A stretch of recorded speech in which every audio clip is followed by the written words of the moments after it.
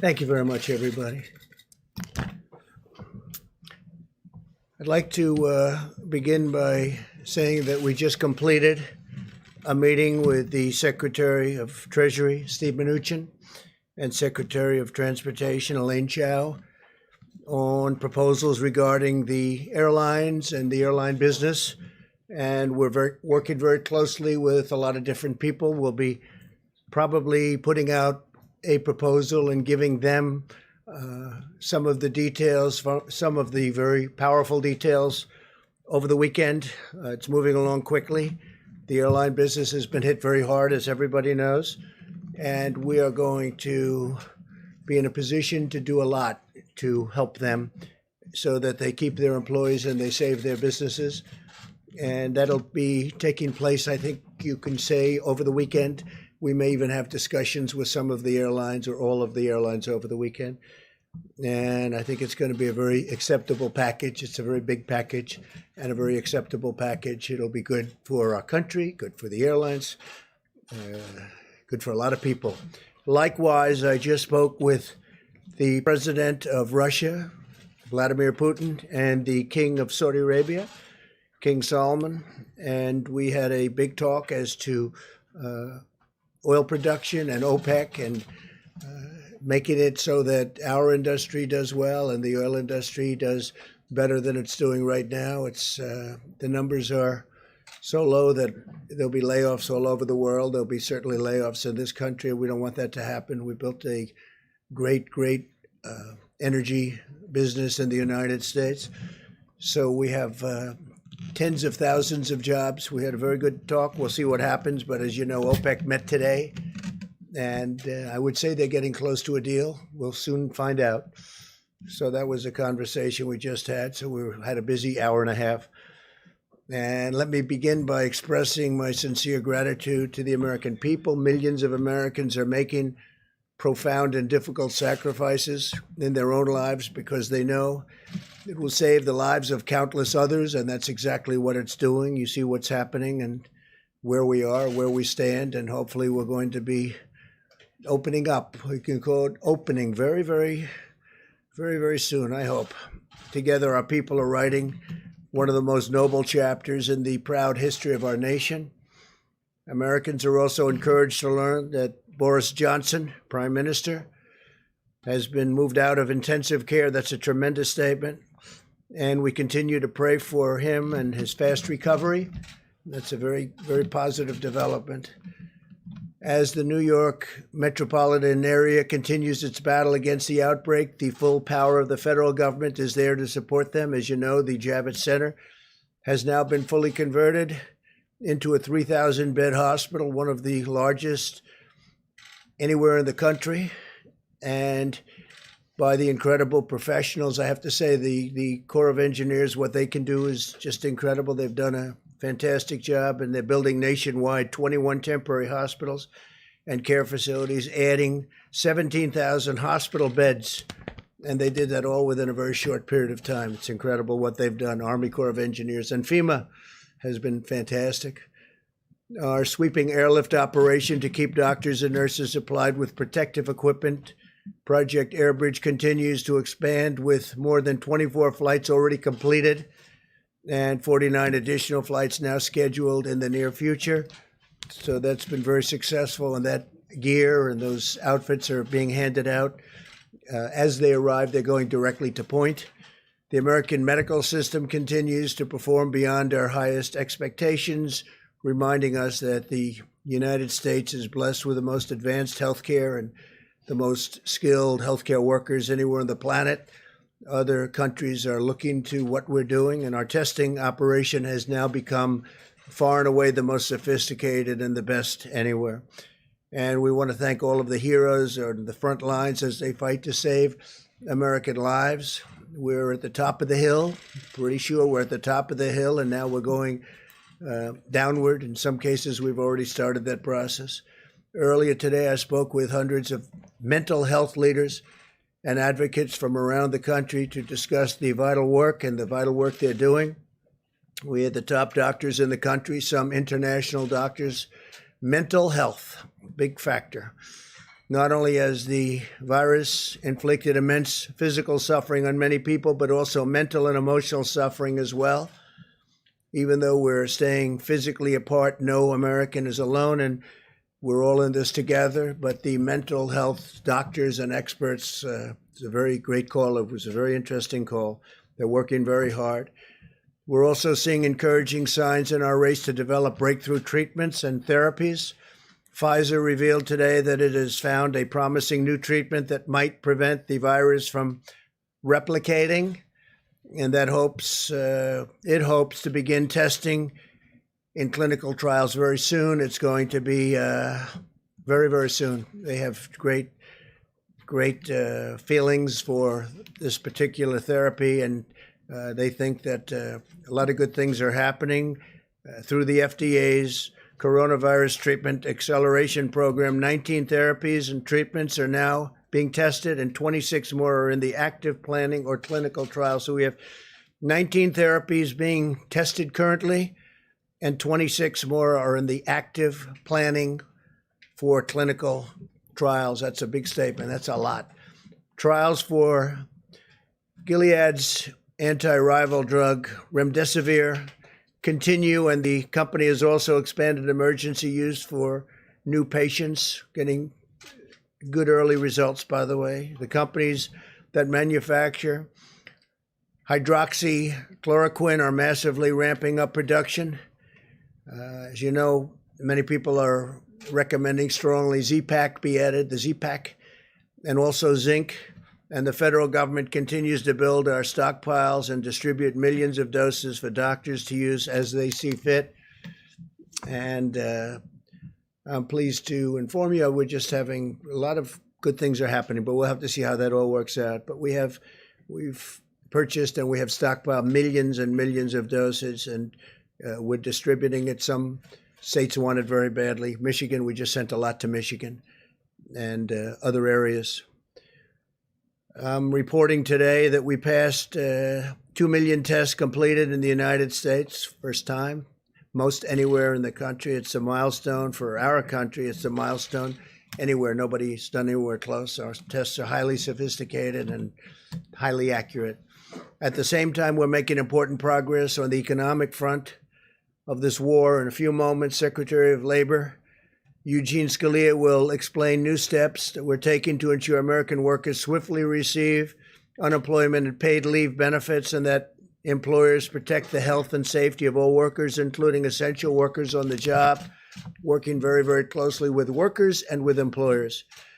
To provide further economic relief, the Federal Reserve announced this morning that it will provide up to $2.3 trillion in support to businesses, states, and local governments. $600 billion in loans will be available for mid-sized businesses with up to 10,000 employees, and $500 billion will be available for states, counties with over 2 million residents, and cities with a population of over 1 million. My administration is also working with Congress to replenish the very successful, incredibly successful, the way it's going, Paycheck Protection Program, which is allowing hundreds of thousands of small businesses to keep their workers on the payroll, meaning it'll keep those businesses open.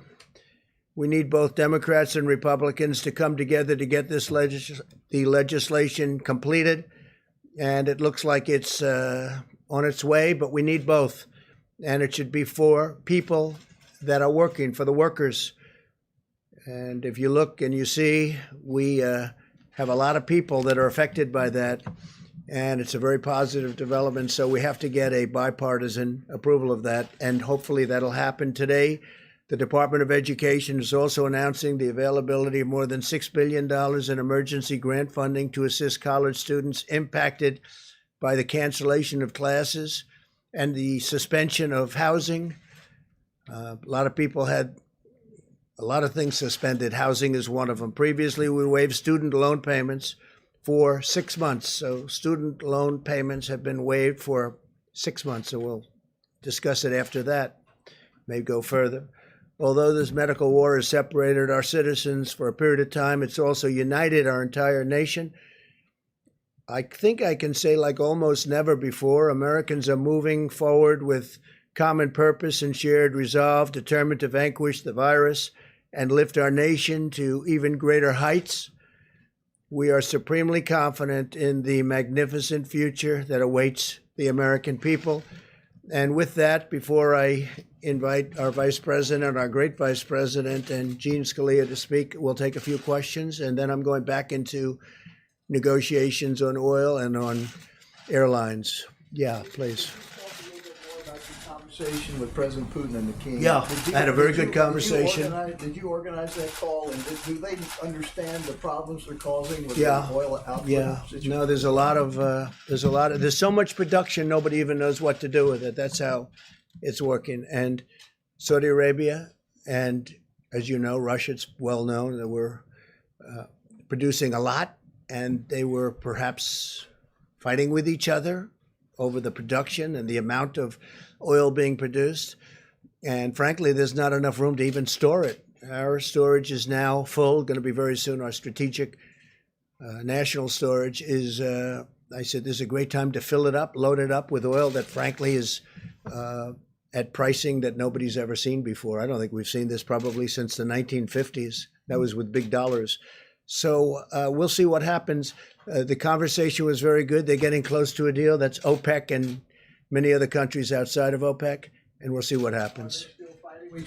No, I think they were getting along very well. We had a very good call. I think it was a very good call. We're going to see what happens, but it was a very good call. They'll probably announce something either today or tomorrow, one way or the other. Could be good, could be not so good, but I think one way or the other. Go ahead, Jim. Yeah, Mr. President, how could the administration discuss the possibility of reopening the country when the administration does not have an adequate nationwide testing system for this virus? Don't you need a nationwide testing system for the virus before you reopen the country? We have a great testing system. We have the best, right now, the best testing system in the world. But there are certain sections, there are certain sections in the country that are in phenomenal shape already. Other sections are coming online. Other sections are going down. And we, in addition to that, are giving out millions of tests. And every day we're doing it exponentially. We're picking up. And what we'll be doing in the very near future is going to certain areas of our country and do massive testing.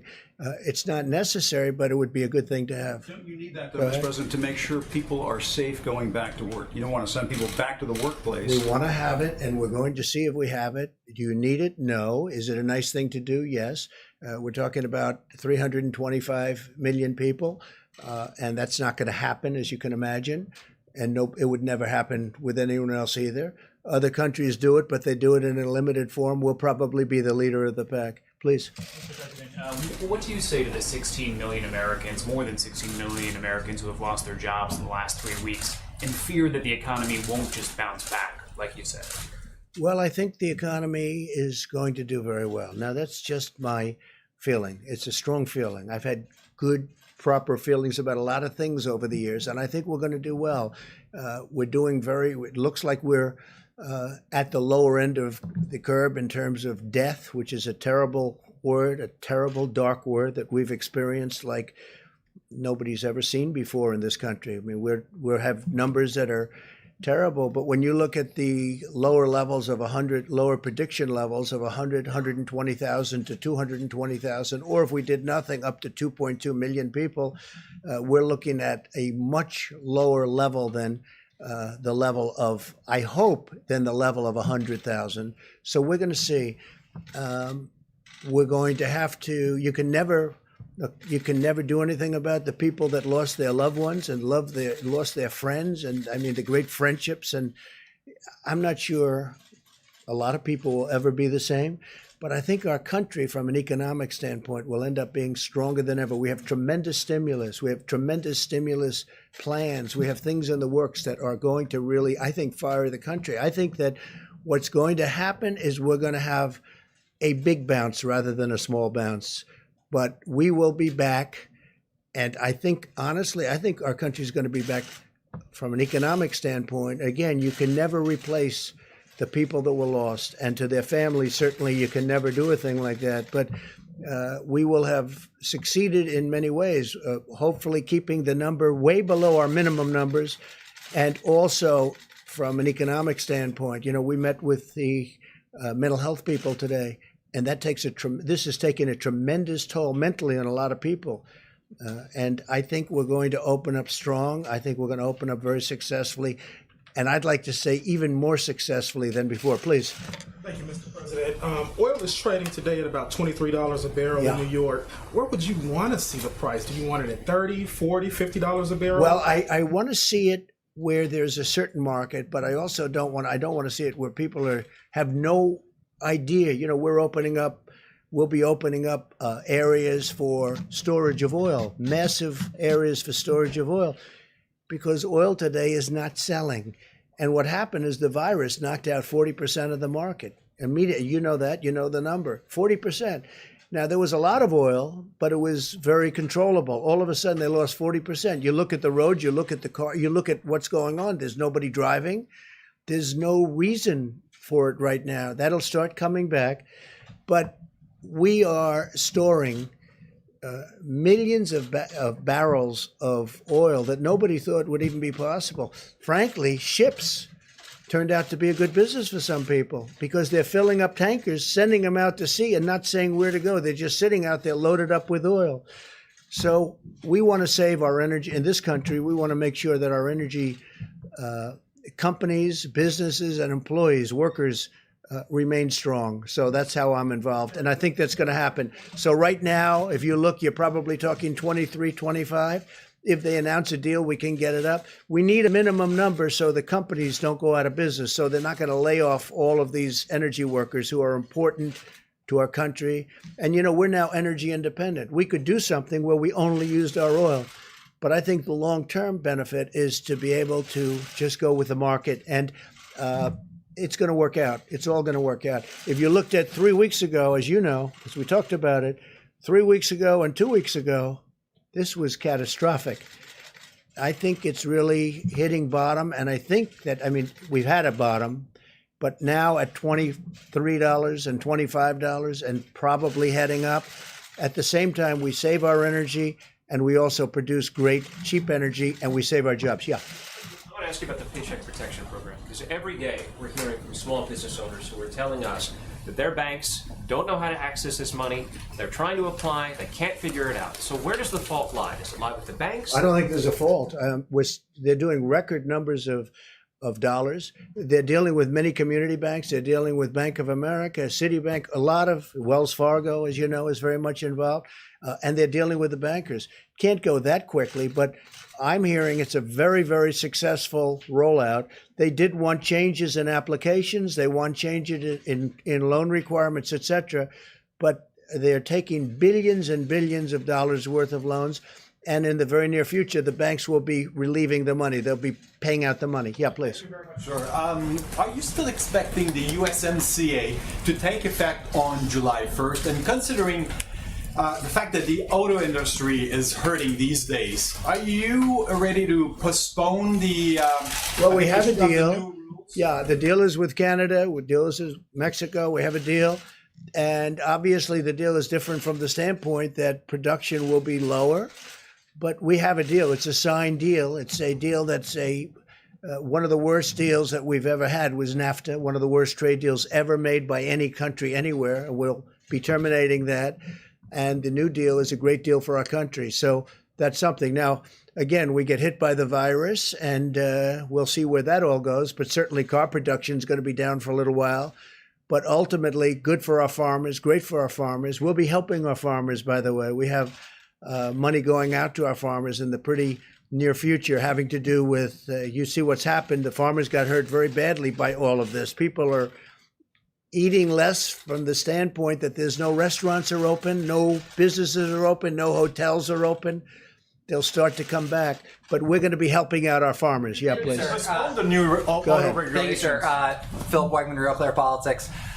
Earlier, you mentioned Project Skybridge, and we're hearing that through that project, a lot of the PPE that was sent out to other countries is coming back to this country. Do you know when we will be able to bring a majority of that back? And then, are you frustrated that USAID allowed a lot of that aid to go out the door in the first place? Should they have brought it back? I'm not, before? because we're in very good shape. You'll be speaking with Mike Pence about this in a little while.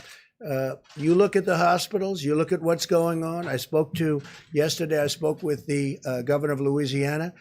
I'm saying, do you think we need that extra 1,000 beds that we're in the process of building?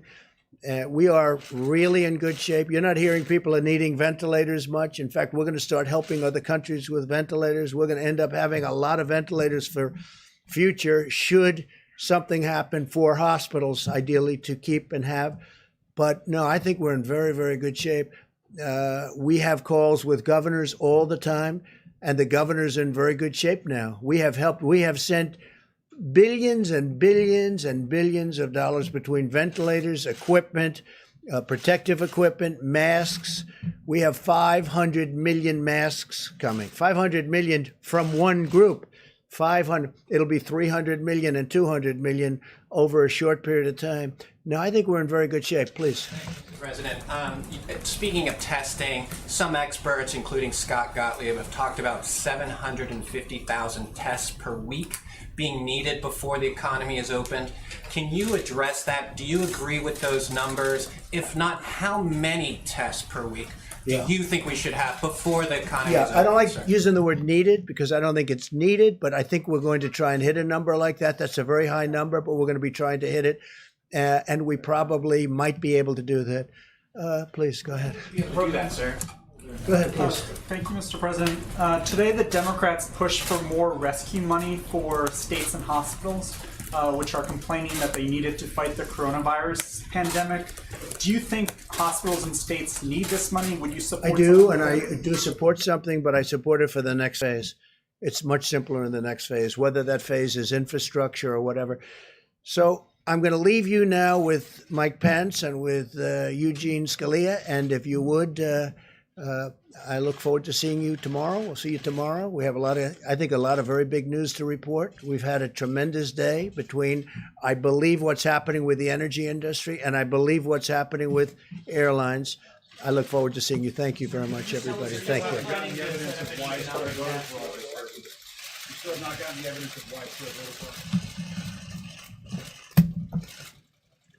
Well, good afternoon, everyone. At the present moment, we have now cleared more than 2 million tests across the country. And I'm pleased to report we're testing more than 100,000 people a day now. But we're working around the clock to scale up the new types of tests that the FDA has approved in record time. And every American can be confident that we'll continue to build out that structure going forward for the weeks ahead and the months ahead. At the present moment, there's more than 450,000 Americans who have tested positive for the coronavirus, and sadly, more than 16,000 Americans have lost their lives. And as President Trump just said, our hearts go out to the families that have lost loved ones. And I want to assure you that all of us working at every level understand these are not numbers, these are lives. And our heartfelt condolences during this heartbreaking week go out to every American family that's lost a loved one to the coronavirus. It has been a difficult week, but as Dr. Birx will reflect in just a few moments, as we look at the data literally on a county by county basis every day, we continue to see evidence that in areas where the epidemic has impacted most, the greater New York City area, Louisiana, the Detroit metro, the Denver metro, we continue to see evidence of stabilization. And it appears, as Dr. Birx suggests, that we are close to the peak in each of those areas so impacted. We also express gratitude and appreciation for the people of California and Washington State, who continue to be low and steady in the number of cases that are emerging there. We're watching the Chicago metro area, we're watching the Boston metro area, and as Dr. Birx will discuss, we just continue to urge every American to put into practice the President's coronavirus guidelines, because all evidence indicates from the West Coast to what we're beginning to see in major outbreak areas on the East Coast. It's working, America, and it's working because you're doing it, and we encourage you onward in that. Today, the White House Coronavirus Task Force met, but most of the team also met with Republicans and Democrats in 2 separate conference calls of the United States Senate. Secretary Mnuchin, our health experts, Admiral Polovchek, Dr. Hahn joined us as we discussed a broad range of issues. The Treasury Secretary touched on the Paycheck Protection Program, now in day 5. Reporting $125 billion has been approved so far. 30,000 new individual users and 3,900 lenders are participating. We also discussed that the Treasury Department will issue a new frequently asked question document tonight, an FAQ as they're known, to clarify how seasonal businesses can participate in the Paycheck Protection Program as well. With regard to direct payments to Americans, the Treasury Secretary assured senators, and we assure every American, that we remain on a timetable where the first payments in direct deposits will go out by the end of next week. For the average family of 4, that'll be $3,400 in direct financial support, and will no doubt be welcome news. Anyone who is interested in additional information on any of these programs can go to treasury.gov or sba.gov. Since we last spoke, I spoke with Governor Laura Kelly of Kansas, Governor Andy Beshear of Kentucky, also spoke to governors of Texas and Rhode Island. I assured each one of them, as we continue to work through the process of making sure that we distribute the resources at the point of the need, is that at President Trump's direction, our objective working through FEMA is to make sure that states have what they need when they need it. And to see the progress that we've made, the President just reflected on in New York and New Jersey, Louisiana, and the partnership we forged with governors in those states, California and Washington State before. We trust gives confidence to governors and leaders of states across the country, most importantly, our dedicated healthcare workers, that we will be there to meet that need should that need arise. At the present moment, FEMA reports the President has approved 54 major disaster declarations, and states around the country have stood up 29,000 National Guard, 11,000 of which are fully funded by the federal government under Title 32. Also, speaking of our military, at the present moment, we received a report today from the Department of Defense that 4,100 active duty military medical personnel have been deployed in New York, New Jersey, and Connecticut. And they are personnel that are working on the ground at the Javits Center, working, of course, at the USNS Comfort ship. But because at the present moment, the utilization of both of those temporary facilities has been fairly modest, the DoD actually worked with the city of New York to establish what amounts to a uniform temp service. They call it the bullpen. And today they literally deployed from the ship and from the Javits Center 75 medical personnel to relieve dedicated healthcare workers within the hospital system in the city of New York, and we'll continue to do that. We're going to make sure those federal temporary hospital and Javits Center is fully staffed. We'll make sure the USNS Comfort is staffed, but the physicians, those military personnel, are going to also be deployed across the city to bring much needed relief to our healthcare workers in our system. From the VA standpoint, we've opened up VA facilities in New York City, East Orange, New Jersey, Detroit, Michigan, and we are opening up the VA facility to coronavirus patients in Shreveport, Louisiana. Finally, I mentioned that today we exceeded more than 2 million tests that have been performed across the country.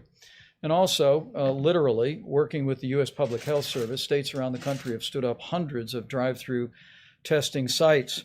And just this week, FEMA and the U.S. Public Health Service announced that we will give an option to states to transition from a federal testing site, dozens of which have been assembled around the country, to a state-managed site. I want to emphasize that this is an option. We believe it gives states greater flexibility to style sites or manage sites in areas that they think are most important.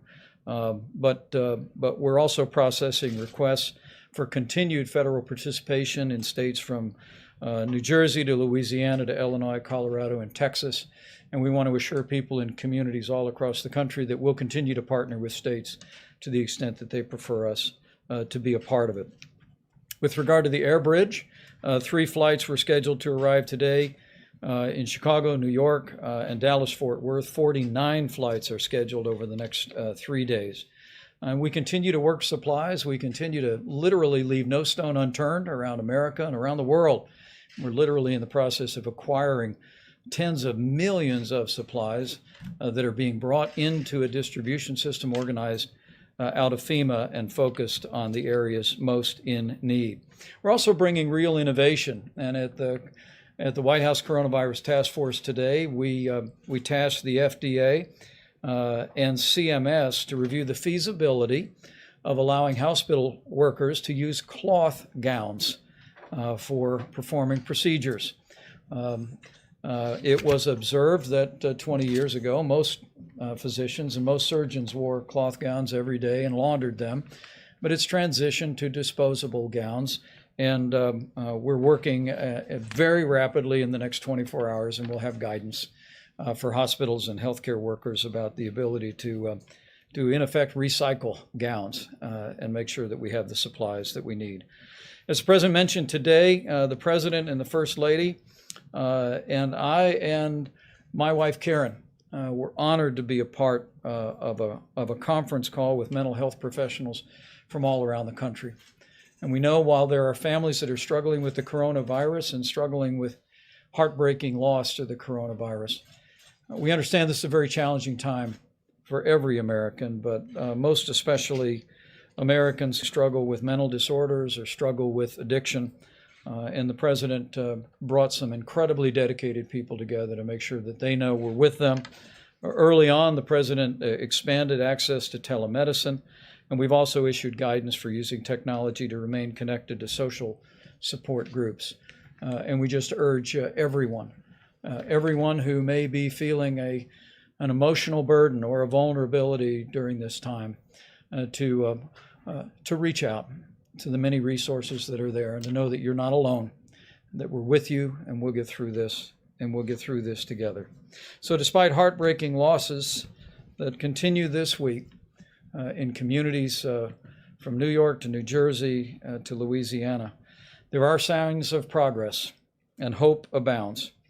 The reality is that we see new projections from the experts. And if the projections are right, it's because it's working, America. It's because the American people are putting into practice the social distancing, caring for their neighbors and their loved ones and their family members, and putting their health first. And we just want to urge every American to continue to put those principles and guidelines into practice every day. With that, I'm going to invite Dr. Deborah Birx up for an update. And Dr. Fauci will hear from the Secretary of Labor, and we'll take a few questions. Thank you, Mr. Vice President. So I wanted to cover today not only what we're seeing across the United States, but some of the testing data to assure from the prior question, if we're testing, I'm sure you're following our numbers every day, and the amount we're going up, about 118,000 to 120,000 per day are being tested. So we're way over the 750,000 per week currently. We have some statistics. Now remember, we required this, thanks to Congress, to be reported. We have about 75% of that test data in now. About 1.5 million of those tests have been reported in. I just wanted to give you some ideas because sometimes we think that we're only testing in the hospitals, that this should give you an idea of the quantity and the types of tests that have occurred. So we've tested over 200,000 young people up to age 25. They have about 11% positivity rate. Over 500,000 people between 25 and 45. They have a 17% positive rate. Now remember, in order to get tested, you have to have symptoms. So this gives you an idea of the number of people who have symptoms that are not infected with coronavirus.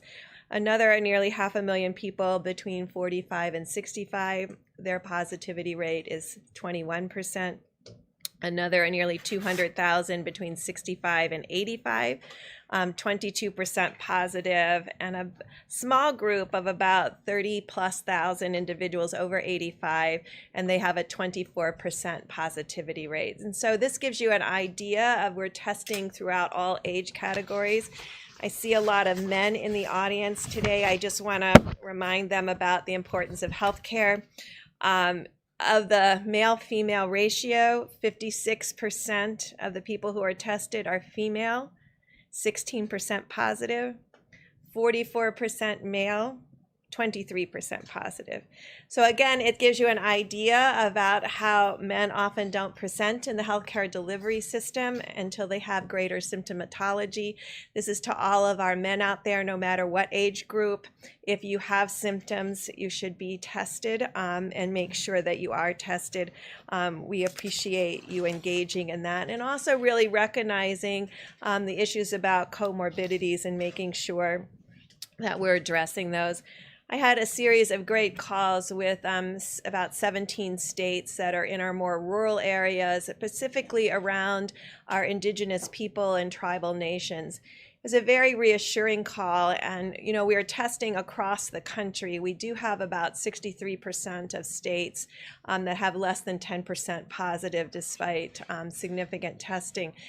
And within the indigenous peoples and tribal nations, they're seeing the same thing that we're seeing across the nation. Increased issues among those with comorbidities and those of elderly, but also issues in nursing homes. And so they are testing, many of these states are still capable of doing full contact tracing. And so they've been doing contact tracing from nursing home outbreaks and other outbreaks. It really gives us a clear impression of no matter what we do in the future, we need to really ensure that nursing homes have sentinel surveillance. And what do I mean by that? That we're actively testing in nursing homes, both the residents and the workers at all times. That is where, and that's how we saw this at the beginning. That's what we saw in Washington State.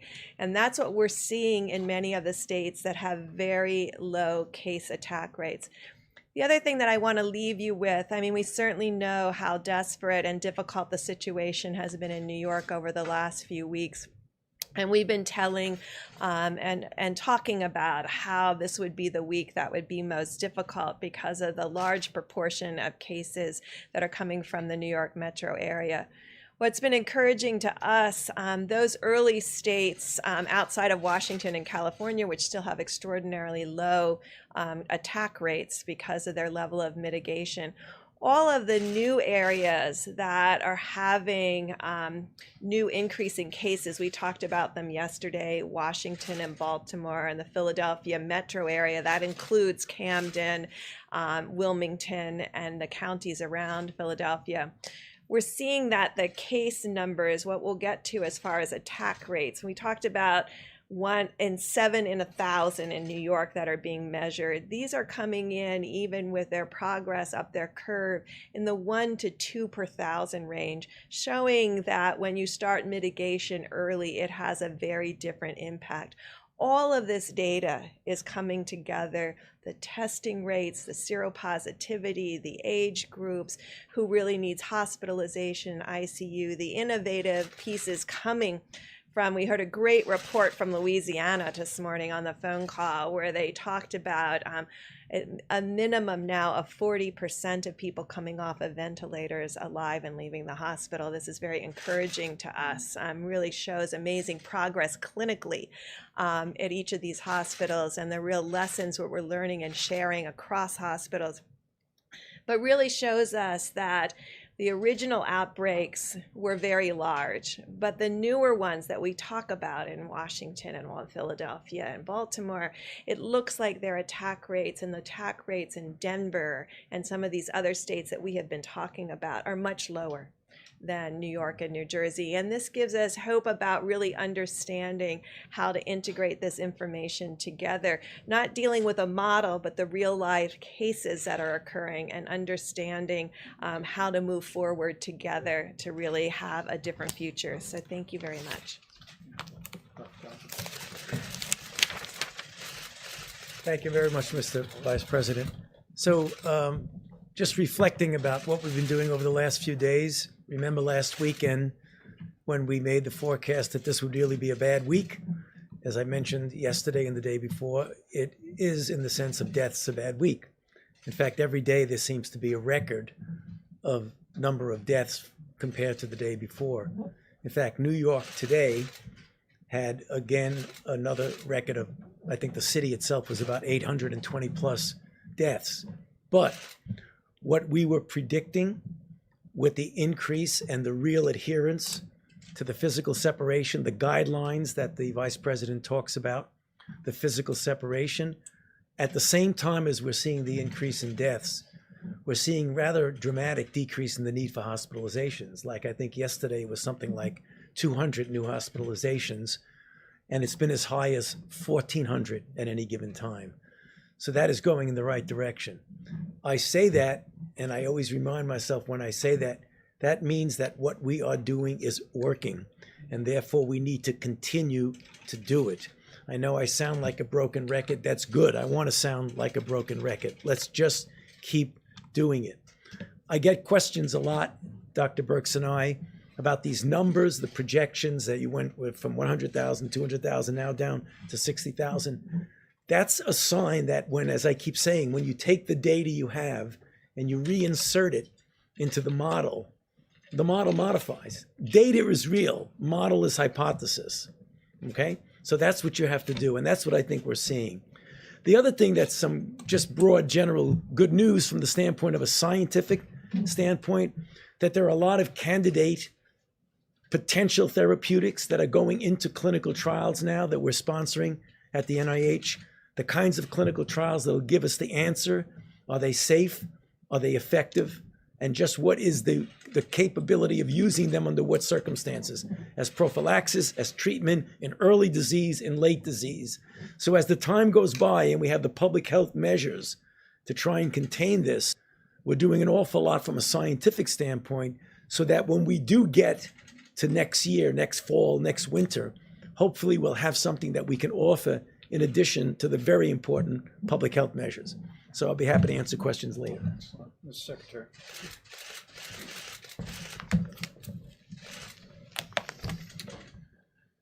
Mr. Vice President, thank you, and thanks to the task force, and of course thanks to the President for his leadership. The important public health measures that have been discussed so much in these briefings in this room have had a large impact in American workplaces. We saw that again today as the Labor Department released figures showing that 6.6 million new unemployment claims were filed last week. We're all mindful, the President mentioned this, that the American people are making difficult sacrifices. That has included being furloughed, laid off, or having a small business struggle. That said, American workers can be encouraged by how swiftly and comprehensively the President and Congress have responded. 3 weeks ago, the U.S. had never had a law requiring paid sick leave at U.S. companies. But 3 weeks ago, the President signed the Families First Coronavirus Response Act, which did provide paid sick leave, as well as expanded family and medical leave for employees at small businesses, with those small businesses being reimbursed dollar for dollar for having provided that leave. Last week, we at the Labor Department issued rules to implement these leave requirements of the Families First Act, and we've been in near constant contact with employers and employees to help them understand the law, and in a number of cases already, to help workers get the leave that they were entitled to. Another unprecedented benefit for workers was provided in the CARES Act less than 2 weeks ago.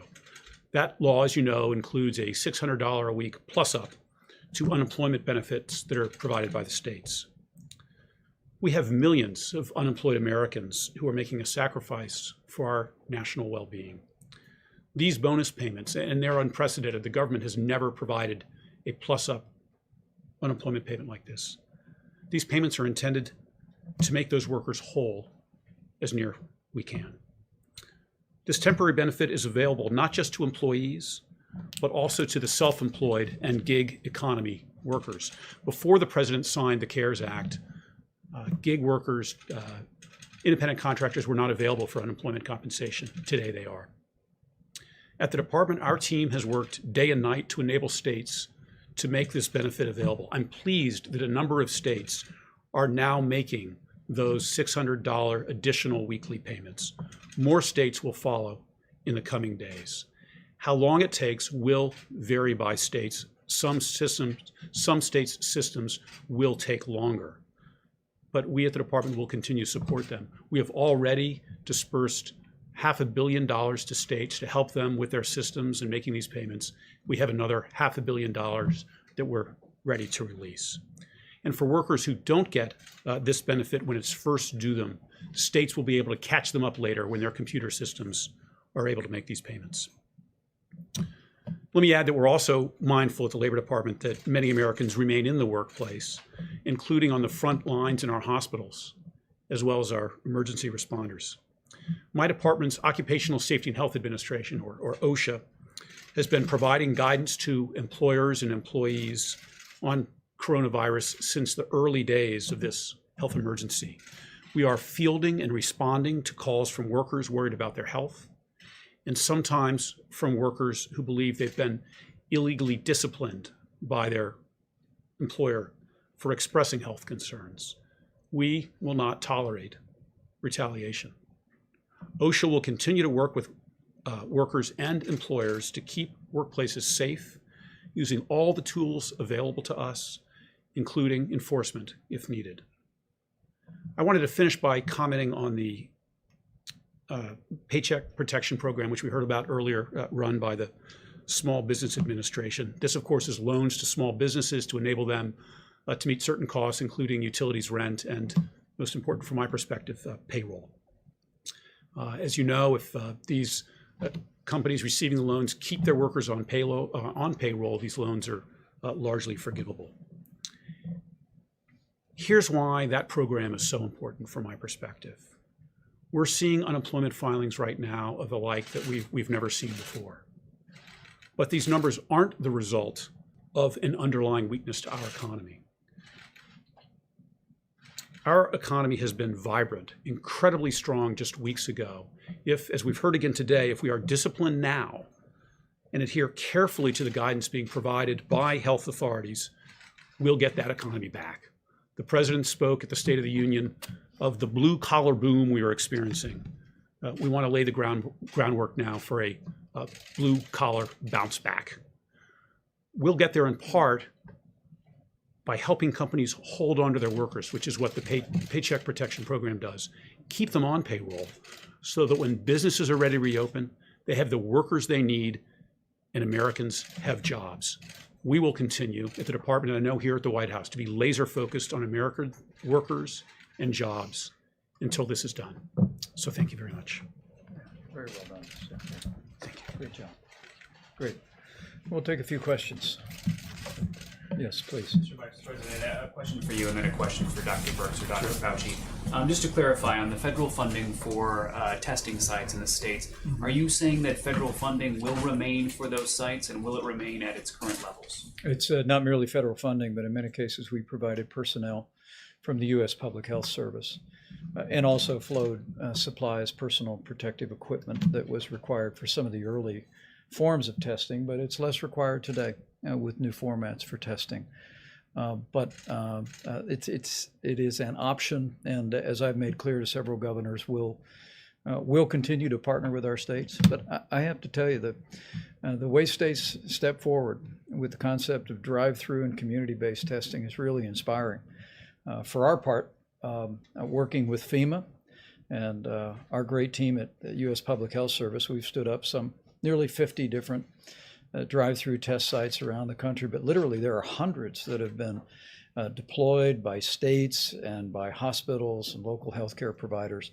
But in this instance, we wanted to at least give them the option to take control of that, but we'll continue to resource them with personnel, supplies, and any other support that they need going forward. And then just a question for the doctors. I'm curious, did you see this information out of the CDC in South Korea today that shows that they're seeing evidence of reinfection in some people who had been cured of coronavirus? And what does that mean for our understanding of this? Have you seen that? I'm not aware of what you're speaking about now, but clearly there have been anecdotal mentioning of what appear to be reinfection.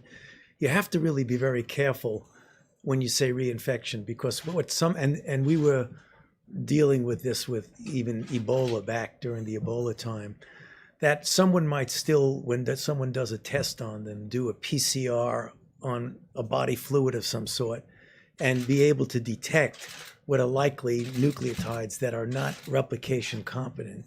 So if you're telling me, which I don't think they're saying, that someone has coronavirus disease, they get sick, it's documented, they get better, and then a month or so later, they get sick with documented coronavirus disease. I don't think that's what they're saying, but I don't want to jump the gun on it until I see the data. They use the word reactivate. Is that different? Yeah. Well, yeah, what reactivating what means is that it depends what you mean by reactivating. If someone clearly is ill and they have virus isolated from them, that you may have a prolonged course. I'd like to see how long they reactivate. I mean, if they were sick and had documented virus, and then 3 months later they had documented virus, is that reactivation or is that infection with another virus? I'd like to see the data before I really comment on that. Yeah. Dr. Fauci, I wanted to ask about medical criteria. You had a discussion with Dr. Birx and the other public health experts on Tuesday, I understand. Can you discuss what is the medical criteria that you guys are discussing in order to reopen the government? What is the medical criteria? Well, it's less medical criteria than it is public health criteria. And that is, and I think it's really important because often people say reopen the government like it's a light switch that goes on and off for the entire country. We have a very large country with really different patterns of disease and outbreaks in different parts of the country. So it's not going to be a one size fits all. It's going to be, what is the kinetics of an outbreak? Is it on the way down? Is it essentially out? Is it still smoldering and possibly going up? I think you're going to have to take it individually.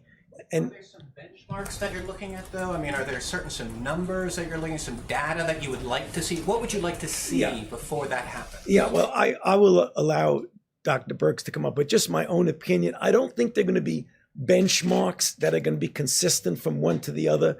For example, I would not want to pull back at all in New York until I was clear that that curve really was doing what we've seen in other countries, a very steep decline down.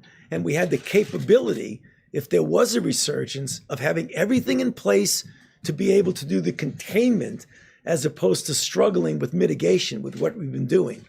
That's different than a relatively smaller city, town, or whatever you, in the Midwest or mountain regions, which is generally very well controlled. What I would want to see, do we have the capability of doing the isolation, contact tracing, and suppression of it? So it really varies differently. So I don't think there's one medical criteria. But Deb, if you want to speak to it. Thank you.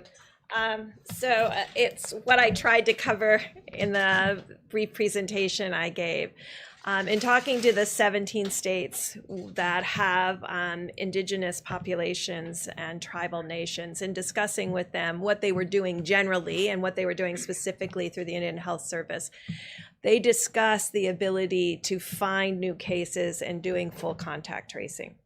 And so they have strike teams. They are very well organized. You don't hear about them every day, and that's why I wanted to call them out. They're really doing amazing work at their public health institutions with their governors and their mayors, and they are in full contact tracing.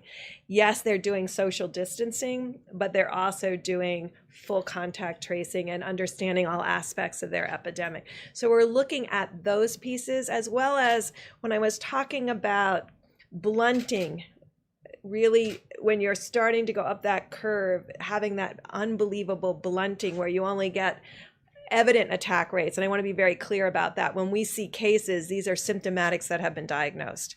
There's clearly, we believe, people we don't see. And that's why the antibody test is going to be helpful to us to really define that. So those are the pieces that we're bringing together to really analyze that. I did want to say the president talks about the 150 plus countries that are experience what we're experiencing. I just wanted to do a call out. We have Americans around the world in every embassy that are working with those countries now. This scarf came from Africa. It's one of my public health colleagues there. I just want to recognize the public health colleagues around the world who are doing all of this work together to change the course in their epidemics in every single country around the globe. Let me go to another question if I can, but in response to that, just so you know, what the president's tasked us to do is there's a number of working groups and that are looking at not only how do we reopen the country, but how do we stay open, and and I think most of America knows that no one wants to reopen America more than President Donald Trump, but the president's told us we need to do it responsibly, and we're going to follow the data. We're literally following the data on a county by county basis. This morning we were literally presented with information of each county that had more than 100 new cases and had, went in the other direction, had less than 100 than the day before. It's really remarkable. And so I think what you hear the health experts saying will inform the president's decision and timing.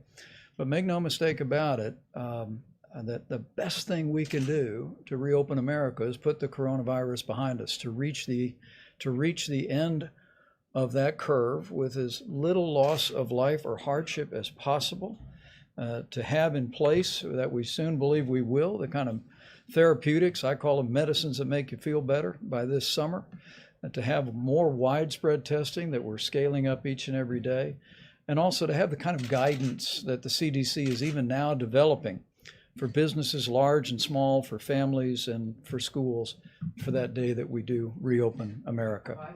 Question? Go ahead. I'm going to ask one more follow-up to the doctor. So it touches on this question of when to lean back on mitigation. There is a study out of Los Alamos this week that I hope you've seen. It's on the CDC website that looks at this question of R0, which is a technical term that you understand that has to do with the reproductive rate of the virus. The study shows that the R0 for coronavirus isn't between 2 and 3, as had been thought before, but it's actually closer to 6, which means that one person on average is infecting 6 others. So with this information, how does that impact the model? How can you begin to think about when to reopen society if it's more contagious than we thought before? Well, I can tell you as the layperson on the stage, Go for it. we have known from the beginning that this is at least 3 times more contagious than the flu. And I believe that fact alone has informed our projections and the modeling, but now I'll let the experts respond. I'll go quickly and then we'll tag team together. So when we've been talking about the asymptomatic group, and that's why I gave you that testing data where 11% of young people under 25 were positive, many of them very low-grade symptoms. What we will be triangulating for you is the testing data with hospital admissions, and then you'll be able to start seeing spectrum of disease. Because what you're not seeing in spectrum of disease is people who never even think that this is something significant, that what they have. We're seeing the significant cases. In testing, you can see that we're getting a lot of people in with symptoms aren't positive. And so really finding out what is the R0. Is it 6? Is it 5? And the only way to do that at this point right now is to get the antibody tests out there and go into these places that had significant disease. When we talk about attack rates of 7 per thousand, like New York, and 5 per thousand in New Jersey, and test the healthcare workers, the first responders, all of the nursing homes for antibody, and really get to your question. Because right now it's still theoretic. We understand they're modeling this, and we will get the data to actually look at that. You will see what others have been presenting. So you presented the 6.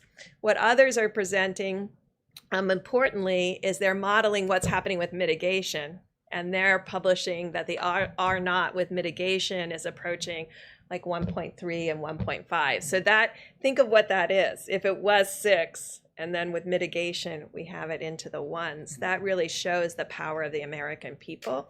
No one has varied R naughts like that without a vaccine. But this is what's happening with really the power of the American people, Tony.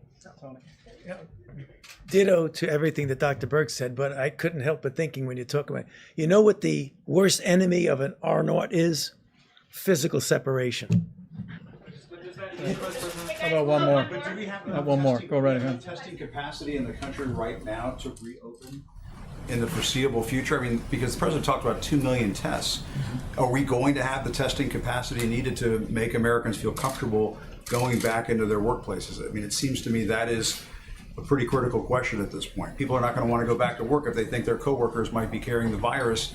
If we're not testing enough, how do we know it's safe to go back? Well, I think the American people see the incredible progress that's been made after President Trump brought in the largest commercial labs in the world to scale testing, the likes of which we've seen. We are, as Dr. Burke said, well over 100,000 Americans being tested every single day. We have an antibody test that is coming online. Abbott Laboratories literally has thousands of machines across the country. We're working with hospitals and labs around the country to activate those machines for the 15-minute test. Do we have enough testing right now? Well, let me say we're moving every day toward meeting that moment. But let's be clear: reopening the country, as the president is very anxious to do at the earliest responsible moment, will be through a combination of facts. First would be that we are at the end of the coronavirus for most major communities. Another piece of that is that we have therapeutics for Americans to take medicines if they contract the disease. Another piece of that is guidance from the CDC to public institutions, to businesses large and small, about how to conduct themselves in a safe and a responsible way. And testing is also a piece of that. And as Admiral Joie has reflected, we are spending a great deal of time expanding testing today. Every single day, there's more and more tests across the country. But we're also working to scale testing that as we move into this summer and move into the fall, we'll have the testing we need to do what these doctors call not diagnostic testing, which is to take a test of a person that has symptoms, but surveillance testing, so we can identify people that may have had it and may be immune, versus people people that we just need to know whether or not they were ever exposed or and were not exposed. How about one more quick question here, if I can? I think he had one right here, or I'll go to you in the back. Thank you, Mr. Vice President. In the next few weeks, the Supreme Court is set to rule on DACA and on the deferred action for childhood arrival, and about 30,000 of those people who are under that program are frontline healthcare workers.